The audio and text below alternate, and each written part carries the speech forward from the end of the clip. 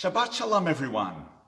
Today we begin Shabbat Bereishit, the new cycle of the Torah. Now, there's been a lot of talk this week about Gal Gadot's big announcement that she's going to be producing and playing Cleopatra.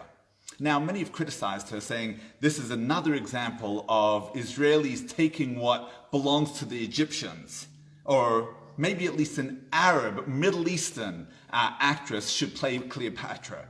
What right does Gal Gadot have to play Cleopatra? So what was she thinking? In the parasha of Bereishit, Adam and Eve, first man and woman, are created. And they're given one commandment: don't eat the apple, or the forbidden fruit. And sure enough, the one commandment that they're given, they can't abide by. And they eat, and they are ejected from the Garden of Eden, and the rest is history. What was their problem? If you were given one commandment from God, wouldn't that be the one that you would be able to sustain? Why couldn't they do it? So I want to suggest today that there were actually a number of commandments, some explicit, some implicit, given to Adam and Eve. Number one, Pru Uravu. We all know that be fruitful and multiply was the first official commandment given to humankind. But really, if you look at the whole verse, it says, be fruitful and multiply and fill the earth, v'chivshuha, and conquer it. What does it mean, and conquer the earth? Well, we find it a little later. We're told, Adam and Eve are told, that placed into the garden, la'avda u'lashamra, to work it and to guard it. So that's presumably what the meaning is of conquering it. Only problem is, how do you work a garden that's perfect? They're in the Garden of Eden. What are they meant to do? Pull out the tractor and start plowing the field in the Garden of Eden? The Garden of Eden doesn't need any work. So that's a problem. We'll get to it. Mitzvah number 3 is Makol Eitz Hagan Achol Tochel. You shall eat from every tree in the garden. That's what they're told, every tree. But the next verse says, but from the tree of knowledge, don't eat it, for if you shall eat it, you will die. It will be fatal. Remember that word, fatal. Mitzvah number 5. We then find that God says, it's not good for Adam to be alone. Es Eloi ezer kenegdo. I'm going to make somebody corresponding to him who is going to be able to help him grow, that they will grow together as a couple. That's the next piece. Now picture this. Not only is Eve created, but when she is created, what does God say? Al kein yazav ish es aviv ve'esimo. Then, therefore, man should leave his father and mother, v'ravak v'ishtai, and cleave to his wife. So, seems to be another mitzvah that is happening there. That's the 5th mitzvah. Before any of this begins, the story with the forbidden fruit. Now, Adam and Eve are standing in the Garden of Eden. Eve holds up this apple, or etrog, whatever the fruit was, and says to Adam, Adam, this is kind of tasty. Would you like to have some of this fruit? Now, what was the last thing he was told by God? Leave your parents and cleave to your wife. Remember, another thing that he was told was, your special distinction as a human being is that only human beings have the ruach mamalala, that they can speak. And mind you, we have, as part of this conversation, a snake that can magically speak. So you've got this wife that you've been told to cleave to, and she's telling you to eat. The talking snake is also telling you to eat. Now, some invisible voice told you don't eat it because you'll die, and yet Eve says, well, I ate it and I didn't die. So who are you going to trust? The invisible voice in your head, or your wife that's telling you that this is what you should do, and the talking snake when you've been told by the invisible voice there's no such thing? What would you do? I almost wonder whether the rational choice wasn't the choice that Adam made.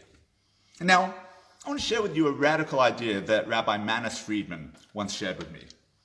he says that Adam and Eve actually made the right move. He says that they understood that they were placed into this world to make this world a better place. La'avda or l'shamra. That this world, that ultimately what God wants is dira b'tachtonim, a dwelling place in this world, that we have perfected this world. But there's not anything to perfect in the Garden of Eden. The Garden of Eden might as well be, it's synonymous with heaven.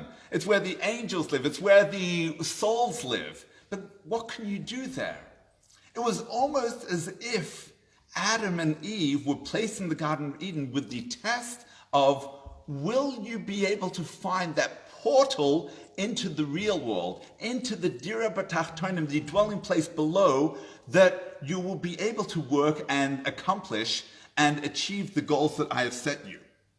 And sure enough, Eve finds this portal. She hands it to Adam, and she says to him, do you want the easy life? Do you want to go through life with everything given to you on a silver platter?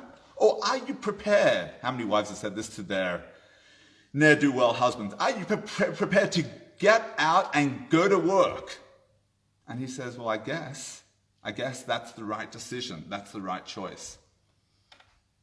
In other words, God starts with the ultimate trick shot. He knew that they would eat, but we needed to know from our perspective for all eternity that there is something better that we need to strive for. If we'd been simply placed into this world, then we could enjoy the delicacies of this world. We could work and then relax, retire. Life is okay. But as long as we know that we were once in a better place, then we're constantly striving for better and better, greater perfection, greater self-improvement. Here's the thing. God constructs the ultimate marketing plan. And they thought, Adam and Eve, that they had committed a fatal error. But for God, it was indeed fatal. All part of the fate and destiny he had pre-designed. I want to talk about the issue this week with Gal Gadot and Cleopatra. Firstly, as many of the pundits have pointed out, Cleopatra historically descended from the Greek Ptolemaic family. So really it's a storm in a teacup about who should play her. But secondly, one almost wonders whether it was this storm in a teacup that Gal Gadot and her team were looking for. All of the people that responded to this great announcement took their bait hook, line, and sinker. They had the perfect marketing plan. What the onlookers thought to be a fatal error was really the grand design, the grand fate that Gal Gadot and team wanted all along. The more people are speaking about this movie, the more chance that the movie might actually succeed. You know, sometimes in life, we expect certain outcomes, and then everything seems to go wrong. It might even be our own fault. But here's what you need to know. For you, it might be a fatal error, but for God, everything is fatal. Adam and Eve could have spent the rest of their lives wondering whether they'd ruined it for everyone, for all humanity. They could have given up. But no, they went on to build their family and a global society. Fatal doesn't mean the end of the world. It means God has plans and challenges for you that you may never have imagined.